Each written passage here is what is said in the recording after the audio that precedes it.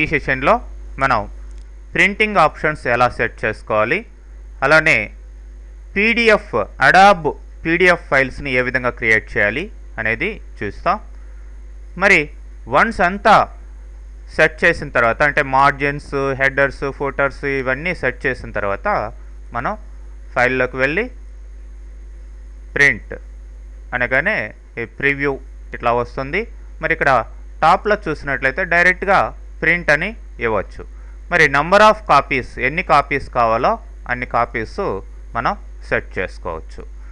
అట్లనే మీ ప్రింటర్ ఏంటి అనేది కూడా ఇక్కడ సెలెక్ట్ చేసుకోవచ్చు. అంటే నంబర్ ఆఫ్ ప్రింటర్స్, కోర్స్ ఇక్కడ హెచ్పి, డెస్క్ జెట్ ఈ సిరీస్ ఉంది. వేరే ప్రింటర్ ఏదన్నా ఉంటే దానికి కూడా డైరెక్ట్ చేయొచ్చు అనమాట. ఓకే, ఏ ప్రింటర్కి మీరు పంపిస్తున్నారో ఆ ప్రింటర్కి సంబంధించిన ప్రాపర్టీస్ కూడా ఇక్కడ మీరు సెట్ చేసుకోవచ్చు.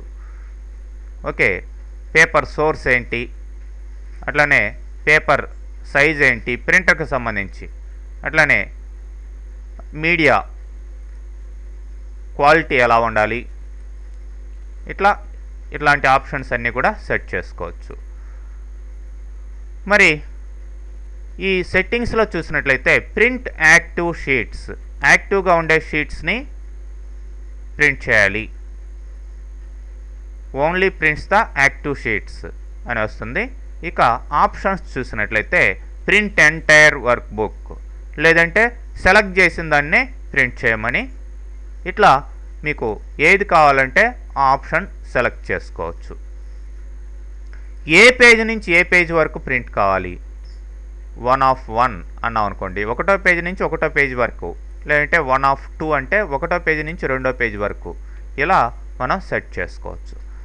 మరి ఈ కొలేటెడ్ ఆర్డర్ ఉంది, ఇట్లా కొలేటెడ్ లేదంటే అన్కొలేటెడ్ ఇట్లా ఆప్షన్స్ మీరు సెలెక్ట్ చేసుకోవచ్చు ఏ ఆర్డర్ రావాలనేది.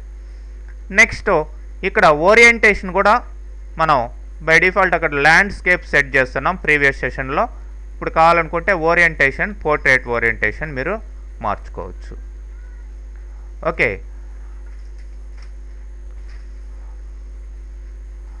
సో ల్యాండ్స్కేప్ లేదంటే పోర్ట్రేట్. ఇక్కడ సైజ్ కూడా మీరు మార్చుకోవచ్చు, ఏ సైజు కావాలంటే ఆ సైజు. నెక్స్ట్ మార్జిన్స్ కూడా ఇక్కడ మార్చుకోవచ్చు. అట్లానే స్కేలింగ్, అడ్జస్ట్మెంట్స్ ఏమన్నా కావాలనుకుంటే ప్రింట్ తీసేటప్పుడు shrink the printouts so that it fits on 1 page, ఇట్లాంటి అడ్జస్ట్మెంట్స్ ఉంటాయి, అవి కూడా ఇచ్చుకోవచ్చు. ఓకే, పేజ్ సెటప్ అంటే నార్మల్ పేజ్ సెటప్కి వెళ్తుందన్నమాట. ఓకే, ఇక్కడ పేజ్ సంబంధించిన ఇవన్నీ కూడా హెడరు, ఫోటరు ఇవన్నీ ఇక్కడ మీరు సెట్ చేసుకునే అవకాశం ఉంటుంది. సో ఫైనల్గా మీరు ప్రింట్ అని ఇస్తే ప్రింటర్కి వెళ్తుంది. మరి దీన్ని పీడిఎఫ్ లాగా క్రియేట్ చేయాలి అంటే ఎక్స్పోర్ట్ అని ఇవ్వండి. ఇక్కడ create PDF or XPS document అని ఉంది. ఓకే, నేను ఇట్లా దీన్ని పీడిఎఫ్ ఫైల్గా క్రియేట్ చేస్తాం. ఇక్కడ ఆప్షన్స్ కూడా సెట్ చేసుకోవచ్చు, మీకు కావాల్సిన ఆప్షన్స్.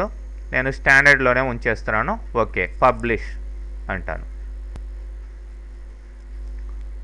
సో మన ఎక్సెల్ డాక్యుమెంట్ కాస్త పీడిఎఫ్ ఫైల్గా క్రియేట్ కావడం జరుగుతుంది.